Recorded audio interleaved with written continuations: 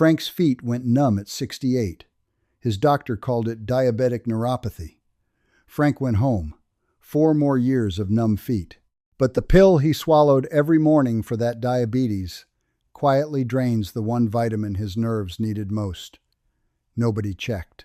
Long-term metformin users are 67% more likely to run low on B12, and most have never had the test. So, which vitamins actually move blood through your legs? Which one is a trap and the one test to ask for? I've spent most of my career in an American emergency room, and legs are one of the first things I learned to look at. A leg tells you what the rest of the body has been doing for 20 years. And the belief I want to correct is Frank's and the internet's. That bad circulation in your legs is a vitamin problem. Mostly, it isn't. Here's what it usually is. 8.5 million Americans have peripheral artery disease, PAD. The arteries feeding your legs are narrowed with plaque, the same plaque that narrows the arteries around your heart. About 7% of everyone over 40 and 12 to 20% of people over 60, per the CDC and the American Heart Association. 12 to 20%. Look around the coffee hour after church. 1 or 2 people at every table. So when your legs get heavy on the stairs, or your feet are cold, or your calf burns after 2 aisles at the grocery store, that's a plumbing question before it's a vitamin question. And plumbing does not respond to almonds. That doesn't make vitamins irrelevant. There's one, exactly one, that a lot of you are genuinely low on and have never been tested for. We get there in 5 minutes, and it's the part I'd want your father to hear. Here's the plan. First, the leg symptoms that aren't a vitamin problem at all. Then 5 vitamins and minerals ranked by whether they do anything, including the one the internet has backwards and the one that makes your glucose meter lie to you. Then the 4 things that actually move blood through your legs, none of which come in a bottle, and 1 test. Frank first, 68, Tampa, 31 years carrying mail. 31 years of walking in Florida heat, which is what makes his story strange. Type 2 diabetes at 54, metformin ever since. And around 64, his feet felt wrapped in a sock that wasn't there. Pins and needles at night. Numb enough he stopped feeling the pedals right. His doctor looked at the chart. Diabetes, 14 years, numb feet, and said what any of us would say first. Diabetic neuropathy. Nerve damage from years of high blood sugar. The most common cause. The right first guess. It just wasn't the whole answer. Before I go near a vitamin, here are the leg symptoms that are not a vitamin conversation. If any of these are yours, no supplement on earth is the answer, and the waiting is the danger. Leg pain at rest. Your calf or foot hurts while you're sitting still, or it wakes you at night and you hang your foot off the bed to ease it. That's not tiredness, and it's not a mineral. That's an artery that can't deliver blood even when the muscle is asking for nothing. Call your primary care doctor's office and take the first appointment this week. Use the words pain at rest. Those words move you up the schedule. A foot that's cold, pale, or bluish compared to the other one. 2 feet, 1 temperature. If they don't match, that's information. A sore on your foot that isn't healing. 2 weeks, still open, especially with diabetes. That's urgent care today. Or the ER if there's redness spreading, drainage, or fever. Not next month. Foot ulcers are how people lose feet, and the window where it's fixable is measured in days. And 1 leg, just 1, suddenly swollen, warm, and painful. Possible blood clot, a DVT. That's not wait and see. That's urgent care or the ER now, because a clot in the leg can travel to the lung. If a leg symptom arrives with chest pain or pressure, sudden shortness of breath, or a face droop or slurred speech, that's 911, not the car. Don't drive yourself, and don't let him drive himself. I know why people do it. An ambulance costs money, and the ER costs more, and that's a real fear, not a silly one. but the ambulance starts treatment before you arrive, and EMS gets you seen faster once you do. Those are the minutes that matter. And nobody ever regretted getting checked. Being told it's nothing is the best money you'll ever spend. Everything below that line, the heaviness, the mild cramping, the cold feet, the tingling, that's what we can actually talk about. Vitamin B12. This is the one. Your nerves are wired like your house. Every long nerve running to your foot is a wire, wrapped in insulation, a fatty sheath called myelin. B12 keeps that insulation intact. Run low long enough and it frays.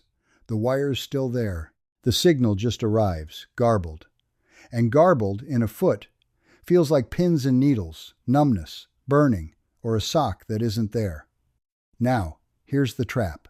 Metformin, the most prescribed diabetes drug in America, and usually the right one, interferes with how the last stretch of your small intestine absorbs B12.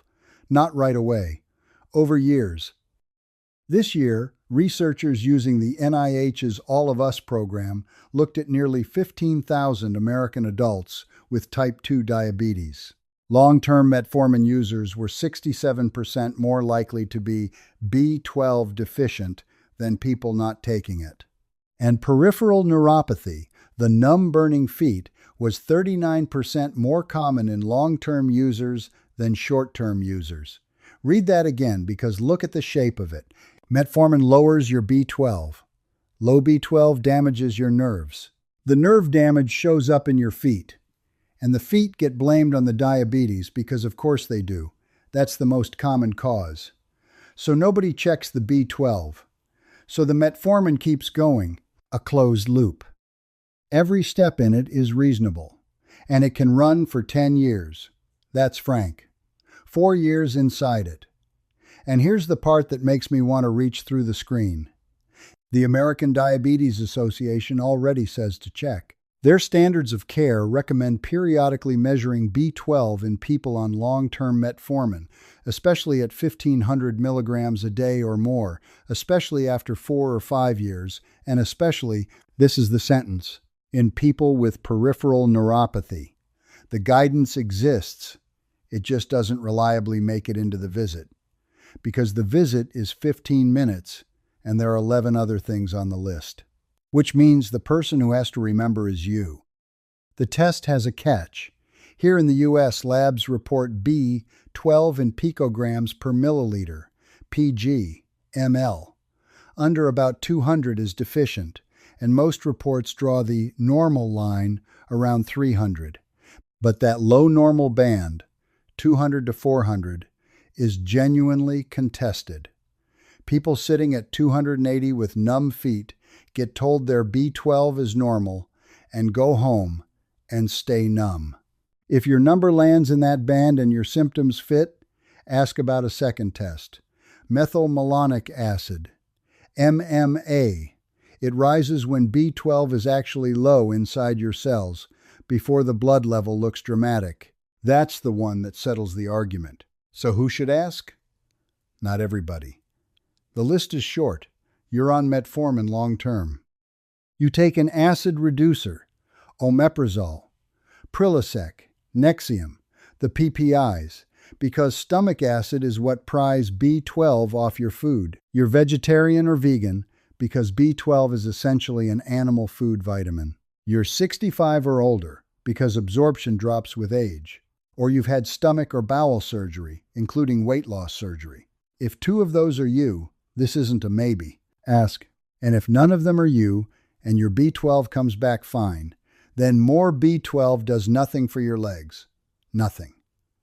Extra B12 in someone who isn't low is expensive urine.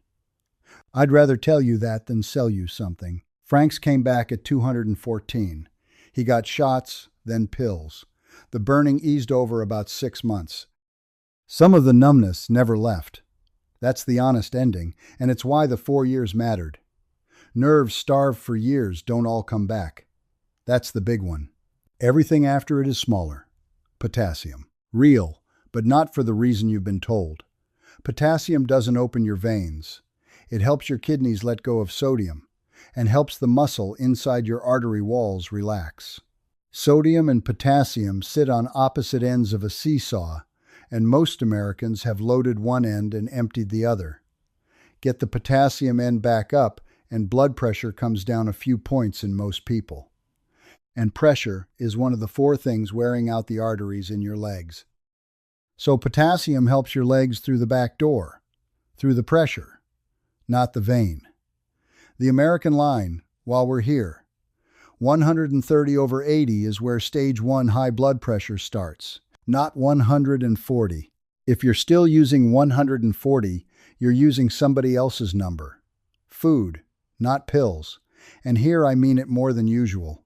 Potatoes with the skin on. Beans, lentils, spinach, plain yogurt, avocado, salmon. Yes, bananas. And yes, a greener banana raises your sugar less than a spotty brown one. Worth about 1 banana. Don't build a philosophy on it. Now the warning, the lists, skip. If you have chronic kidney disease, or take an ACE inhibitor like lisinopril, an ARB like losartan, or spironolactone, potassium supplements can push your blood potassium too high, and too high stops hearts. That's not theoretical. That's a rhythm strip I've stood over. Potassium from food is almost never the problem. Potassium from a bottle in that group can be. Ask before you buy. Beets and leafy greens. Good news and the break. Same breath. The mechanism is real and genuinely strange. Nitrate from beets, arugula, and spinach gets absorbed, then concentrated in your saliva. Bacteria on the back of your tongue turn it into nitrite. You swallow it, and some becomes nitric oxide, the signal that tells the muscle in your artery wall to let go. Your body's own dilation switch. You make less of it as you age, and less when the lining is roughed up by high blood sugar. So dietary nitrate is a reservoir for a system running down. The AHA's journal, Circulation Research, has laid this out. And now, the break. In 2024, researchers gave nitrate-rich beetroot juice to older adults with high blood pressure. 4 weeks. The pathway worked. Nitrate and nitrite went up in their blood and saliva, measurably, and their vascular function did not improve. Their blood pressure did not come down. Not on 24-hour monitoring, not at home. So what do you do with a real mechanism and an unproven payoff? The proportionate thing. Eat the arugula. Put beets on the salad. It's cheap. It's fiber. And the mechanism may be doing something a 4-week study couldn't catch. What you don't do is buy the concentrated shot. And you never skip a blood pressure pill because you drank one. That juice is not winning that fight. Vitamin C. Downgraded, with one exception worth the section. Does vitamin C build blood vessel walls? Yes. Collagen is the structure inside every vessel you own, and vitamin C builds collagen. So does more of it build you stronger veins? No. Not if you already have enough.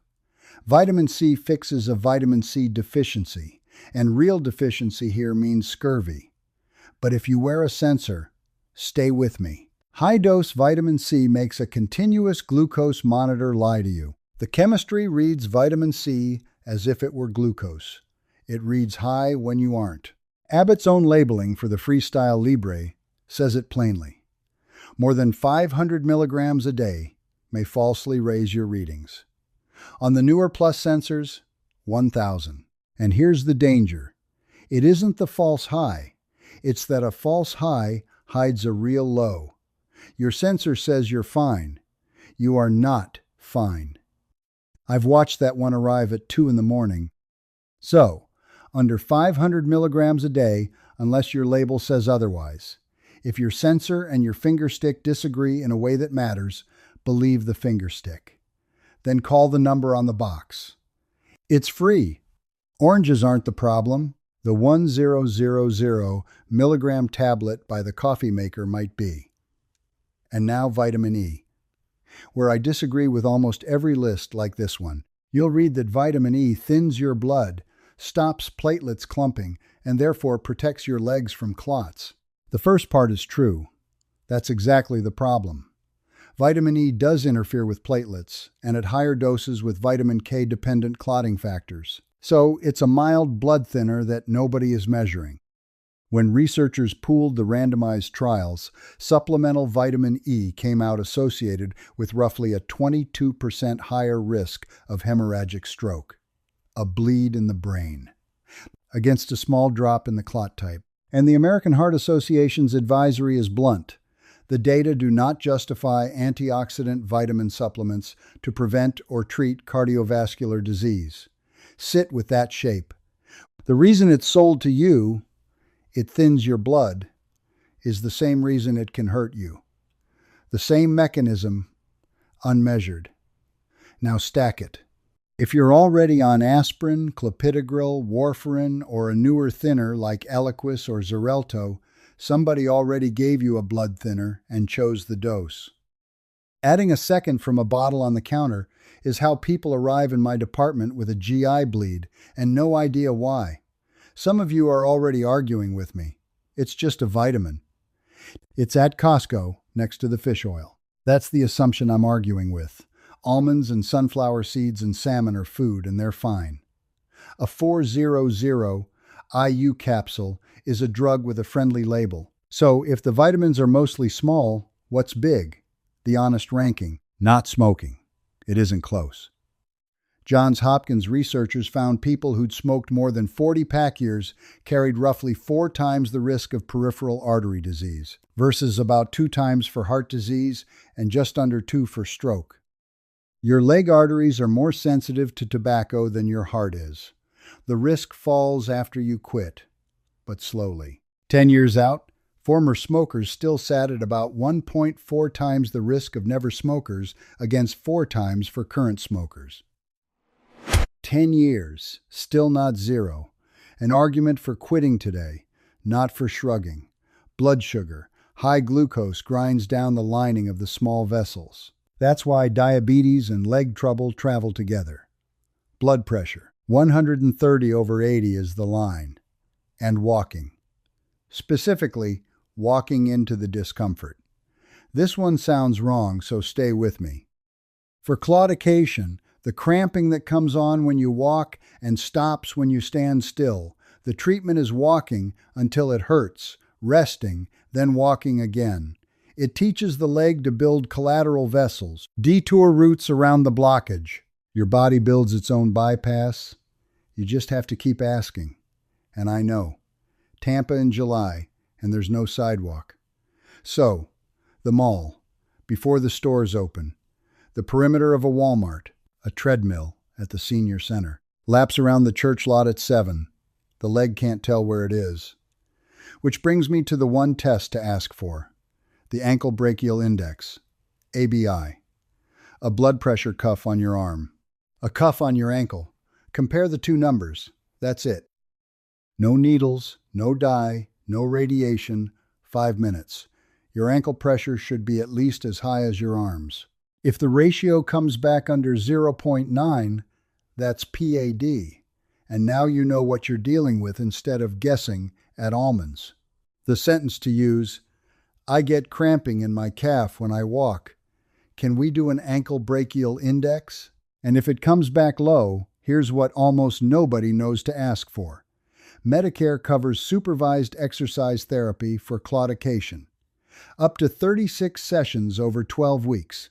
Covered since 2017. Supervised programs beat walking on your own. And pooled trials show real gains in how far people can walk before the pain starts. It's first-line therapy before anyone brings up a stent. Most people are never offered it.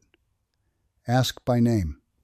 If you're on Medicare, the annual wellness visit costs you nothing. That's the appointment for this. Let me bring this together. Your legs are plumbing. Vitamins are not plumbing. 2 things on today's list will actually change what happens to you. The B12 you might genuinely be missing, and the pressure, the sugar, the smoke, and the walking that decide what your pipes look like in 10 years. Everything else was food. Food is good. Food is not treatment. If you remember one sentence, make it this one. Pain when you walk is a circulation question. Numbness while you're sitting still is a nerve question, and pain while you're lying in bed at night is a today question. Here's your one step this week. 1, not 10. Write down how many minutes or how many blocks you can walk before your leg starts complaining. Just that number. Date it. Do it again in a month. That's the most useful fact about your legs nobody has ever written down. If it's shrinking, your doctor needs to know. And now you'll hand them proof instead of a feeling. And if you're on Metformin and your feet tingle at night, don't give it 4 years the way Frank did. Ask for the B12. It's one line on a lab slip. If somebody in your family takes Metformin, send them this one. That's the reason I made it.